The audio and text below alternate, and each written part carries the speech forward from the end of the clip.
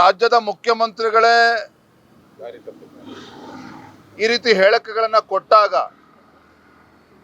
ಯಾವುದೇ ಕಾರಣಕ್ಕೂ ಭಾರತ ಯುದ್ಧವನ್ನ ಸಾರಬಾರದು, ಪಾಕಿಸ್ತಾನದ ಮೇಲೆ ಯುದ್ಧ ಮಾಡಬಾರ್ದು ಅನ್ನೋ ಹೇಳಿಕೆಯನ್ನು ಮುಖ್ಯಮಂತ್ರಿಗಳೇ ಕೊಟ್ಟಾಗ ಇನ್ನು ತಿಮ್ಮಾಪುರ್ ಇರ್ಬೋದು, ಸಂತೋಷ್ ಲಾಡ್ ಇರ್ಬೋದು ಮಾತನಾಡ್ತಕ್ಕಂಥದ್ದೇನು ವಿಶೇಷ ಅಲ್ಲ. ಆದರೆ ಒಂದು ಮಾತನ್ನು ರಾಜ್ಯದ ಮುಖ್ಯಮಂತ್ರಿಗಳು ಮತ್ತು ಮಂತ್ರಿಮಂಡಲದ ಸದಸ್ಯರುಗಳು ಕೂಡ ಗಮನಿಸಬೇಕು.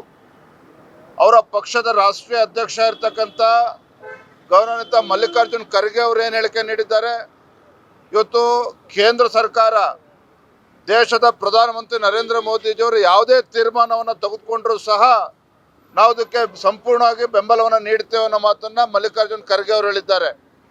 ನಿನ್ನೆ ದಿನ ಶಶಿ ತರೂರ್ ಅವರು ಹಿರಿಯ ಸಂಸದರು ಅವರು ಕೂಡ ಕೇರಳದಲ್ಲಿ ಹೇಳಿಕೆ ನೀಡಿದ್ದಾರೆ.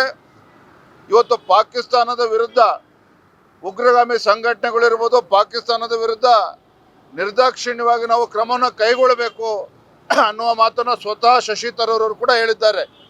ಇದನ್ನು ಈಗಲಾದರೂ ಕೂಡ ಅರ್ಥ ಮಾಡಿಕೊಂಡು ಇಡೀ ದೇಶ ಇವತ್ತು ಒಟ್ಟಾಗಿ ಇಂಥ ಸಂದಿಗ್ಧ ಪರಿಸ್ಥಿತಿಯಲ್ಲಿ ಒಟ್ಟಾಗಿ ನಿಂತಾಗ ಈ ರೀತಿಯ ಅವಿವೇಕತನದ ಹೇಳಿಕೆಯನ್ನು ಬಿಟ್ಟು ದೇಶದ ಪರವಾಗಿ ನಿಲ್ಲಬೇಕು ಅಂತೇಳಿ ಮಾನ್ಯ ಮುಖ್ಯಮಂತ್ರಿಗಳು ಕೂಡ ಆಗ್ರಹ ಮಾಡ್ತಾನೆ.